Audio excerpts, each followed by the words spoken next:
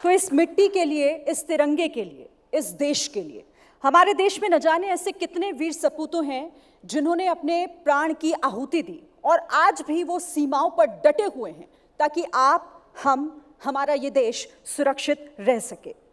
लेकिन कभी कभी हमारे अपने निर्दोष नागरिक भी उन कायरों की गोलियों का निशाना बन जाते हैं, जैसा पहलगाम में हुआ, जिसे हम में, आप में से कभी भी कोई देशवासी कभी भूल नहीं पाएगा। एबीपी नेटवर्क की ये मुहिम इंडिया अनशेकन, सल्यूट टू सिंदूर, जिसके जरिए आज हम इस शाम में उन तमाम परिवारों को याद करेंगे, उन लोगों को श्रद्धांजलि अर्पित करेंगे जिनकी वजह से आज हम यहाँ बैठे हुए हैं। हमारे बीच वो परिवार भी मौजूद हैं जिसे याद करके आज भी हमारा दिल अंदर से हिल जाता है। आज इस शाम को हमने इसीलिए ऑर्गेनाइज किया है ताकि आज हम उनका सम्मान कर सकें। ऐसे भावुक और गौरवपूर्ण पल में अगर देश के रक्षा मंत्री श्री राजनाथ सिंह हमारे साथ यहाँ पर मौजूद हुए तो उससे बेहतर सम्मान इन परिवारों के लिए, उससे बड़ा कुछ नहीं हो सकता।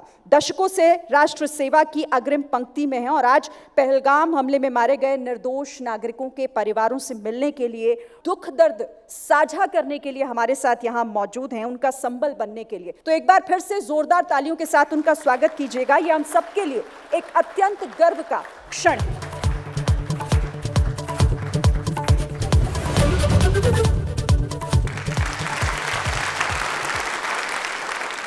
अब उन परिवारों को यहाँ स्टेज पर इनवाइट करने का वक्त आ गया है, उनसे मिलने का, उन्हें नमन करने का। 45 साल के हेमंत जोशी मुंबई के डोंबिवली के रहने वाले थे और परिवार के साथ छुट्टियां मनाने के लिए, जिसमें उनकी पत्नी भी थी, उनके बेटे भी थे और साथ में 2 भाई भी मौजूद थे, कश्मीर पहुंचे थे। लेकिन नहीं जानते थे कि ये छुट्टियां एक त्रासदी में तब्दील हो जाएगी। आतंकियों ने उनका धर्म पूछा और पत्नी, बेटे, परिवार के सामने उन्हें गोली मार दी। मैं मंच पर इनवाइट करना चाहूंगी हेमंत जोशी की पत्नी मोनिका और उनके बेटे ध्रुव को।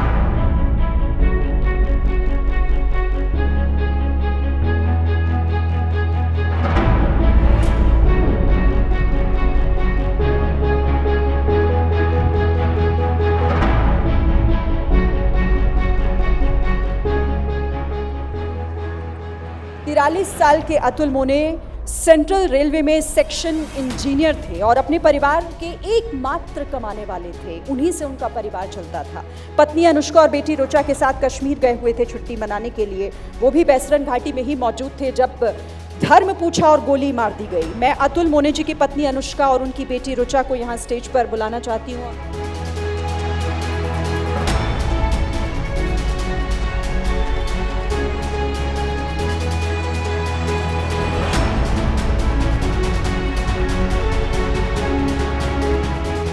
50 साल की उम्र के संजय लेले महाराष्ट्र के डोंबिवली के रहने वाले, ठाणे में एक प्राइवेट कंपनी में वो अकाउंटेंट के तौर पर काम करते थे। वो भी अपनी पत्नी कविता और साथ ही बेटे हर्षल के साथ कई सालों के बाद छुट्टी मनाने के लिए वहां पहुंचे थे। लेकिन आतंकियों ने उनसे कुरान की आयत पढ़ने के लिए कहा। जब वो ऐसा नहीं कर पाए तो फिर गोली मारकर उनकी हत्या कर दी। मैं मंच पर बुलाना चाहती हूँ संजय की पत्नी कविता और साथ ही उनके बेटे हर्षल।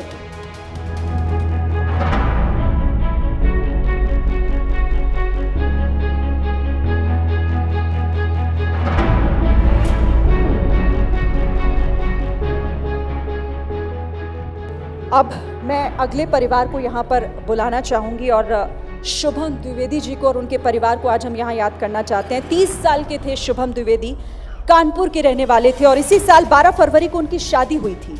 पत्नी ऐश्वर्या और रिश्तेदारों के साथ शुभम छुट्टी मनाने के लिए कश्मीर गए थे और हमले के वक्त बैसरन घाटी में घुड़सवारी करने के बाद वहाँ पर खाना खा रहे थे। आतंकियों ने वही किया, धर्म पूछा और सिर में गोली मार दी।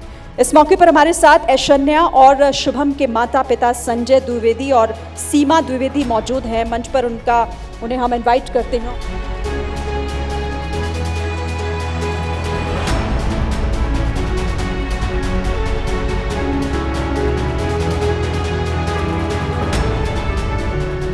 बाईस अप्रैल को हमले के समय लेफ्टिनेंट विनय बैसरन घाटी में घूम फिर रहे थे। आतंकियों ने उनसे भी पहले उनका धर्म पूछा और फिर उन्हें गोली मार दी। हिमांशी हौसले की मिसाल हैं। हिमांशी ने एक तरह से आतंकियों का वहां मुकाबला किया, उनसे सवाल पूछा। उन्होंने अपने पति के साथ वहां पर नहीं छोड़ा, वो वहीं डटी रही।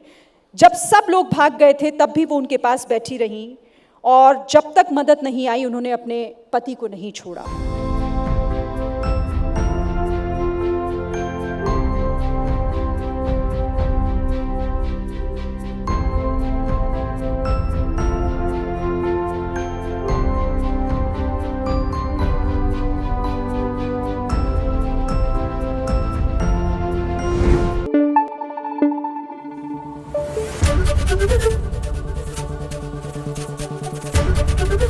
एबीपी न्यूज आपको रखे आगे।